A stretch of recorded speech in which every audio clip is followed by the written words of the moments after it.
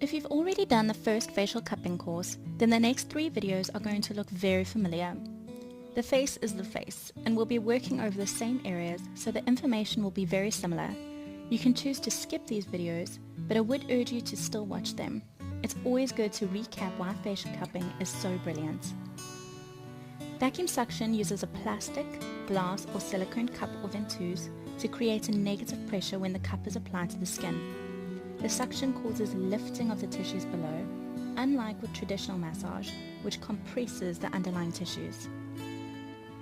Effects of that lifting action include dilation of the blood vessels below the cup, which helps flush away any stagnant blood and allows a fresh supply of blood, bringing oxygen and nutrients. The localized erythema improves the skin color and stimulates both healing and cell functioning. The lymph vessels also dilate, improving waste removal and stimulating sluggish lymph circulation. The vacuum effect has a deep cleansing action by removing surface blockages and congestion, drawing out impurities, makeup, and sebum, or oil. The movement of the cup over the skin helps remove dead skin cells, leaving the skin feeling smooth with a finer texture. The stimulation of blood and lymph circulation results in a regenerative effect with improved skin tone and appearance and reduced fine lines. Cupping stimulates both cellular metabolism and glandular activity, increasing sebaceous and sweat production.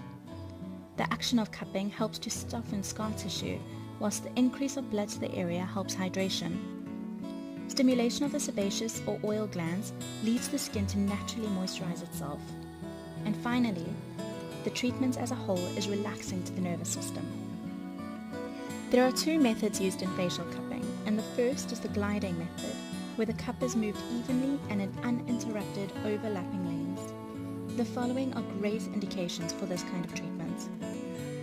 Asphyxiated or smoker skin is characterized by a grayish or yellowish cast to it. The skin tends to be dull and lifeless in appearance due to reduced oxygen intake.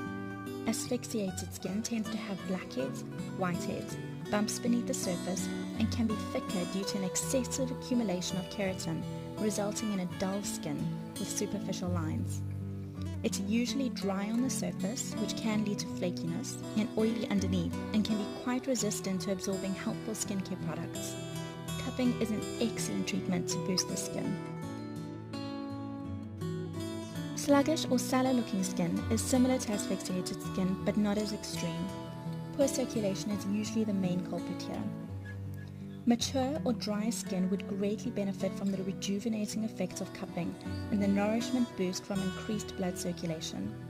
Skin tone is also improved through the stimulation of collagen production. Dehydrated skin is different from dry skin in that it lacks water, not oil. By increasing the circulation, water is brought to the skin via the bloodstream. Normal skin benefits from the circulation boost, leaving it with a healthy glow. Cupping will also help cleanse the skin. The appearance of dark under eye circles is reduced as the overall circulation is stimulated and waste drainage is encouraged. Cupping helps soften the skin and remove congestion, making it ideal to do before performing extractions of blackheads and whiteheads, or melia. Oily and blemished skins benefit from the deep cleansing action of facial cupping. Impurities are drawn to the surface for removal, and there is a marked reduction in acne over time. As the sinuses are drained, there is a relief from both sinus pressure and congestion, helping to relieve inflammation. For certain conditions, like stroke, there is often a decrease in facial paralysis.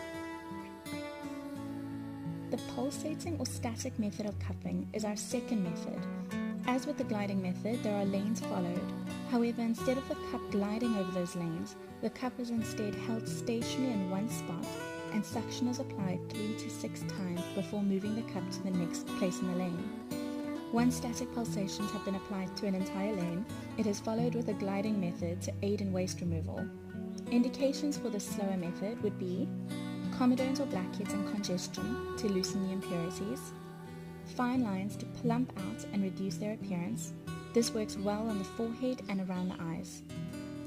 Delicate and mature skins benefit from the gentle stimulation without needing to drag the skin. Facial cupping can be started off by doing 1 to 2 treatments a week for 4 weeks. Then you slow it down to once a week for 4 weeks, then bring it down to once a month to maintain the results. More is not better in this case. You want to avoid overstimulating the face, otherwise you risk causing bruising, broken capillaries, and or overstretching the skin.